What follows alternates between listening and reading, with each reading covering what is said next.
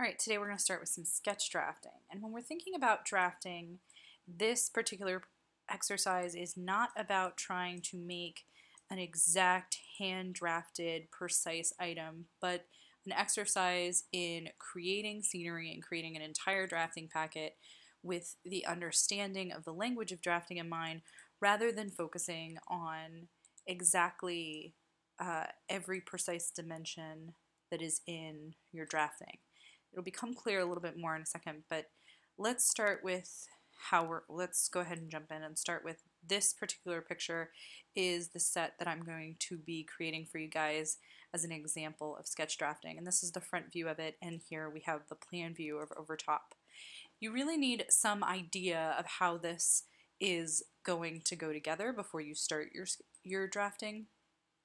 And you can either use a research image or have a good foundation of where you're going, but you need at least a rough design before you start to refine that design in drafting. Alright, so here we're going to start with the ground plan, and we're going to start by drafting all of the individual pieces. I'm going to start with the theater, which is an oddly shaped theater with a trapezoidal tongue out the front. That's the pit. And I'm going to start with the proscenium and those edges, and I'm just going to sketch in part of the scenery. I'm roughing in where these pieces go, somewhat like I was designing it, and one of the things I'm pointing out here is that there are little bits at the top of the walls that are visible, so I need to make sure to include those in the drafting. Here you can see I'm working on the staircase, and I actually push it back a little bit in order to get some more room. And after I get the walls roughed in, I'm going to take the scale ruler and I'm going to get a rough approximation for scale. I want 4-foot walls to be about 4 feet, 2-foot walls to be about 2 feet, and I want to add details. Right now I'm adding the dashed line for all of the molding on the top of every wall, and then I'm going in and adding some detail pieces around the depth of the fireplace, the depth of the door, the depth of the bookshelves, the depth of the French door, and adding in all of that vocabulary that really tells us what each piece is. I had the platform, and I finished the platform in the back to make it make sense, because the platform can't go on forever. And then I mark the height of the platform, the height of the staircase, so forth, and so on. I work on the handrail, and I finally move up those little wall pieces, and I'm showing the model every once in a while so that you can see the kinds of things that I'm doing. The furniture is the next thing I'm going to add, and I'm going to add in where that goes on the platform and on the lower level, and I'm going to mostly just notate what box is what, but chairs and couches, I want to include the back so that it's facing in one direction, not the other. I'm going to add a title block and a border, and then before I move on, the plaster line and the center line. You want to make sure that the center line is perpendicular to the plaster line. You want to use a triangle for that. Alright, you're going to mark that, and then you can move on. I darken the lines up a little bit here and include the back wall of the building. On the title block, you include all the normal title block information, and now I'm going to work on these 3 walls all the way on the left, and this is the first technique you could use to make walls on your elevation sheets, which is the second thing I would usually go for. I'm going to I illustrated to you guys there that this is a 10-foot wall, so I could mark out 10 feet and connect those dots with the scale ruler, or I could use the triangle, and then I'm going to just make a ground line and a top line for those flats, and then I'm going to make little squares for each individual flat. Here's where I start to think that it might be a little difficult for you to see, so I'm going to zoom that in a second, but you'll be able to see that I'm taking the ground plan, I'm taking the width of the ground plan, and I'm just transferring that width to the lines on the elevation page. So I'm taking the same little, I want to use the same labels, so as soon as I figure out on the elevations that I need to label it, I realize I didn't label the ground plan, and I go back and label the ground plan. Here I go ahead and start making the fireplace, and not only do I block out the whole wall, I start adding detail. I start adding the detail of the actual fireplace, the mantle, the width of the top of the fireplace, where the hole in the bottom of the fireplace goes, and then I'll move on to the side and the plan view, adding all of those details as I go. Here's the side view. And I also go back to the slightly easier door flat, and I put the door in and the detail in that door. That's when I realized that I forgot to put the door in the ground plan. So in a second, I'm going to pull the ground plan back over and add the door back into the ground plan. You should keep in mind you want to keep going back and forth between these different areas. You want these two to agree. So as soon as you add detail to the elevation, you want to put that back in the ground plan. Sometimes, especially in the idea of sketch drafting, you're trying to lay out something that doesn't exist yet. You're trying to lay out a baseline and figure out how this drafting is going to go. So don't be afraid to erase and restart pieces. They're tiny and they don't take as much effort. Here I decided instead of labeling, I was going to cut this fireplace in two different places. I was going to cut it at the bottom and at the top so that you could really see the difference in depth between the top and the bottom. I'm also adding a little side section so that you can see how deep that little fireplace well goes. And then I label it. I'm also adding dimension lines. And since this is sketch drafting, you really don't need to put those dimensions there, but you do need to add dimension lines. So here is a different type of drafting, and it's real confusing right now, but I basically just drew a straight line, and now I'm tracing the width of every wall through that line. And I'm going to take those lines, make them real tall, and that's the width of every single line.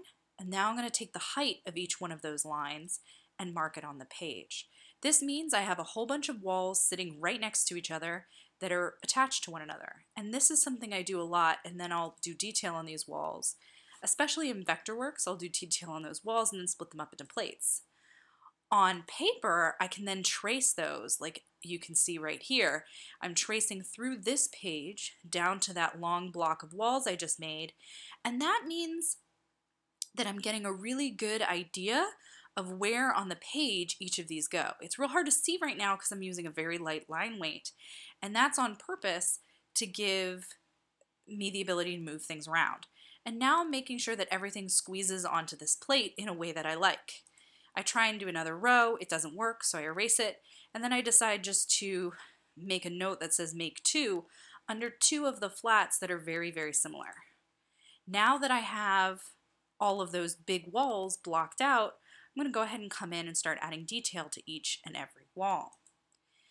So this is a slightly faster way of blocking out the space for each wall because you were able to overshoot a lot easier on a second piece of paper. Here I'm going to look at my ground plan and transfer some of the information from the ground plan when I drew that arch and transfer some of it back. You can see here I did not do an extended elevation for these short little zigzag walls. I just did the same thing on every single wall, and since they line up, it's not difficult at all. That does mean, however, that I need a plan and then a section view for every single one of these because they're each an individual elevation. I could have done this as an extended elevation. The next plate will have extended elevations on them, but instead I break these apart into each individual wall. I also notated them and connected them to the ground plan, and here I add a couple more arrows for the rest of my walls so that I can notate all of them together. And I go ahead and make my notations and solidify up my elevations. I just added people and notes and dimensions on each and every one of the elevations on the top row. This is a reminder that every item that you draft needs some dimensions, and on each one I'm doing at least 2 rows of dimensions. Dimensions for the small stuff on the inside and dimensions for the tall stuff on the outside. Now I'm also marking open in the archway and putting a person in there so that you can tell that it's an open area, not a door or a slightly inset wall panel. I add the bookshelves, and on the bookshelves I'm going to add itty bitty little books and decoration and stuff like that. And this is part of this project as well.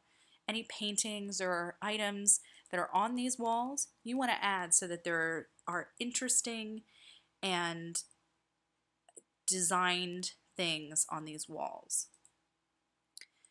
Remember, we talked about in class that drafting is not the end of the design process.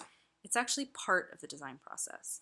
So you want to make sure that as you're designing these walls, like this French door for instance, you're really paying attention to what size it is, how many panels are in the window pane, where there's molding, where there's not molding. All of these decisions that you're making in the sketch drafting is the same type of decisions you make in regular drafting. You're just getting to do it here without the requirement of having perfect lines, like learning to write without perfect handwriting. Here you're making sure to mark out dimensions and those extra 2 walls, and I'm making sure that all of these little bits are complete before moving on to the next area. As we do get a little bit closer to the next section, I go ahead and mark the title block and the border, and mark it 3 of something, though I don't know what that is yet. And I go ahead and start my 4th plate of drafting, which will have extended elevations. And this is a 3rd way to do your elevations. And that would be to block out a long line and then put multiple flats right next to each other on that line. I once again pull those lines up, make the height of my wall accurate, and then outline it. And this time, instead of pulling those 2 walls apart, I'm just going to do one side or section view for this and one plan view that lines all these up in order to illustrate that these walls are identical. So putting them together makes it clear that they are the same. I'll do it again with the next 2 walls. However, I want to separate them from those first 2 because they do have different baseboards at the bottom. I also make sure to note that these are extended elevations, add a title block. Now I'm going to start my stairs. Stairs are a little bit complicated, so I wanted to separate them from the wall above. And doing so, I go ahead and make a nice clean set of lines, but basically just copying the ground plan I already had. Now I transfer up all the straight lines for each tread, and now I can create the stair-step pattern by following those guidelines. I would do the same thing when actually drafting, just making sure those lines are perfectly straight. I am going to now go ahead and extend this to a side view, but I do forget a bit of the side view. I forget to go up the stairs. I'm also going to add railings here in a second. As soon as whoever came to talk to me in my office is done, there we go. And we're going to go ahead and refine some of that, clean it up a little.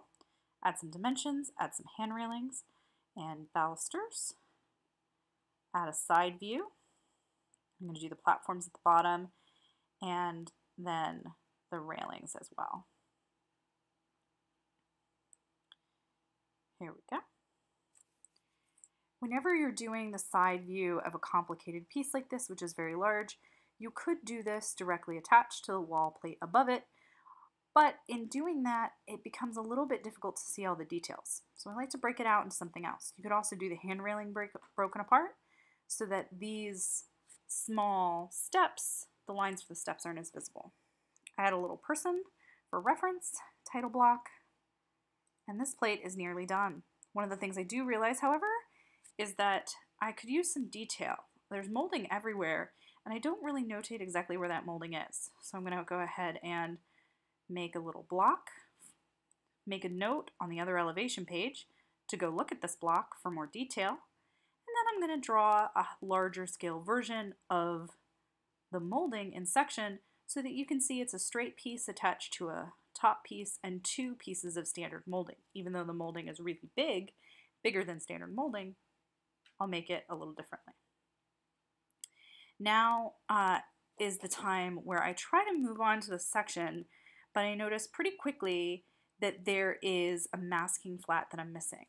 So I'm going to go ahead and go out to the ground plan and add in my extreme sightline seats and check that out. And when I check that out, I use a ruler to look through that door to the kitchen on the stage right side, and I realize I need a little wall, so I add it in. I also check through the French doors, but I'm going to be able to put a curtain for masking back there, so I'm not too worried. And I check through a couple other places. I go ahead and go to an elevation page and add in that masking flat.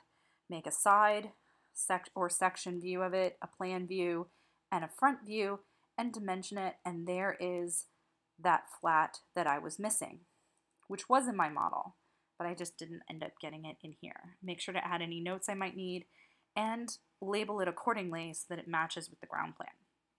If you forget a wall, it's not a big deal. Just add it to one of your plates. And there, now I've got all of the pieces on the ground plan drafted in elevation. So now we can work on a section. For our section view, we're going to imagine that we're a person standing on our center line and facing one direction. I'm going to eliminate one side of the stage and just pull lines for the building across at the moment. Then I'm going to make sure to orient my person so the front of the stage, the apron of the stage is on my right hand side. So I make sure when I draw the building that the apron is on the right hand side. And I go ahead and use my paper to cover up the side of the theater that I'm not looking at. I make the solid parts of the theater first and then hatch through that solid part. Make sure to leave the proscenium opening open so that we can see the other side of it as if it were a doorway. After I hatch the theater architecture, now I'm going to work on the platform. One, because it's closest to the floor and the bottom, and two, because it's one of the things that's bisected by the center line.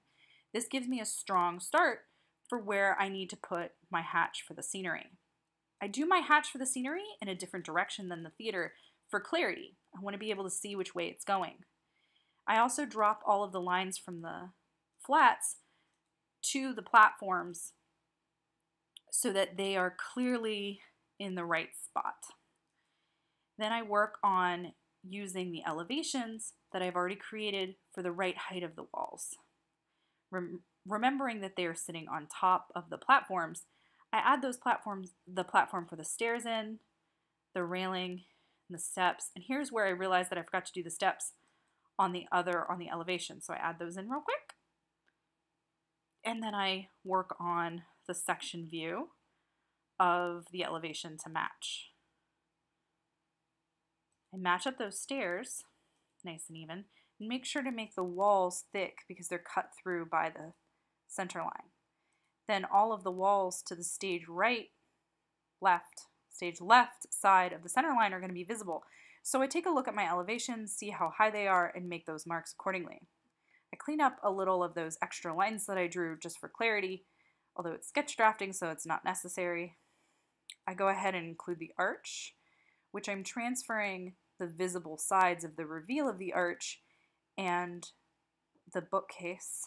I'm going to draw in, once again adding detail for the bookcase.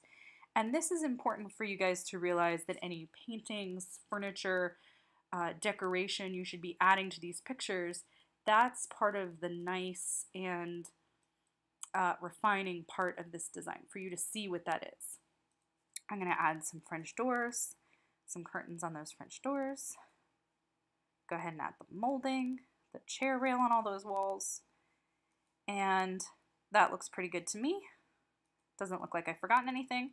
So I'm going to check the extreme sight lines and add masking. We talked about adding masking in class, but I'm basically going from the bottom of the masking to a reasonable height for the next border, and then adding a blackout curtain in the back. Put a little person on my scene and add a border, and I'll add a title block. And then this plate looks pretty ready to go. I am going to transfer, while I'm here, all of that masking to the ground plan, and that is essentially a line set schedule, so that all of my borders are in the same place on the section as they are in the ground plan. So I'm just going to line those two back up again and transfer those lines over. I use a very light guideline, and then I'll use the symbol for a drapery, so drapery with fullness. In the back one, the blackout curtain goes all the way to the floor, so I do a solid line. Where the border's hanging in the air, I do a dashed line. I also realize in here, as I get across, that I'm going to need a leg in order to block that French door, which we talked about before. But now I'm going to need one. So I go ahead and draw that in right about here. And I double check with my extreme sightline that that'll work and realize I need to move it back. And then I add it into the line set schedule in the right spot. I add labels on both the section and the ground plan on the line set schedule. And double check that my other masking flat is still there. Now that I think I'm done, I'm going to go over my checklist. And on this checklist, I'm going to go through each plate and I'm going to double check that everything on there has been done. I realized I didn't do the full building in my ground plan. I just used leader lines, which, cut lines, or break lines, which yes, you can use, but it's just lazy. So I complete the theater first, and then I check out my center line, my sight lines, make sure everything's looking good, and I realize I need another leg. So I add another leg in there, which means I need to add it to the section as well. Not a problem. I add that in there. And then I check on the measurements. There aren't any dimensions on my ground plan, and you should always dimension at least one corner of the set from the center line and plaster line intersection. So do that and move on to the section. I strengthen up some of my line weights here because it's not real clear what's going on, and go through my list, making sure my masking is good, labeling it stage right or stage left, and checking off all the boxes. I realize I missed a piece of furniture, so I add that in and make some notes, and I'm good. Elevations. I realize I never put plan, side, and front view on every single elevation. So here I go ahead and do that.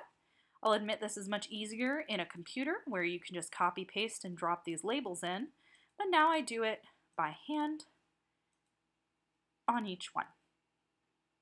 There are lots of things to check off, including dimensions, adding people, making sure everything has a clear height, and then reviewing all of the things that have notes, make sure they have labels, check your title block.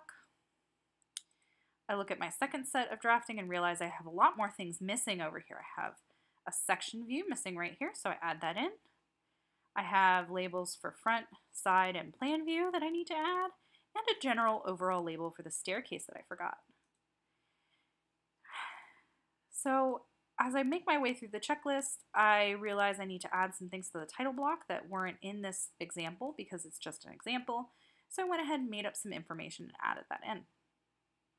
I also now know that this is only 4 pages, so I add of 4 to every title block as well and fill in that extra information. As you're working on this, you can make up a show title or use the actual show title that you're using for this particular example. I just chose to make up information. Now I got to the part of the checklist that's about line weights. So I'm going through each plate and making sure things look appropriate. So I'm making sure the sections are well outlined with a darker lead than everything else.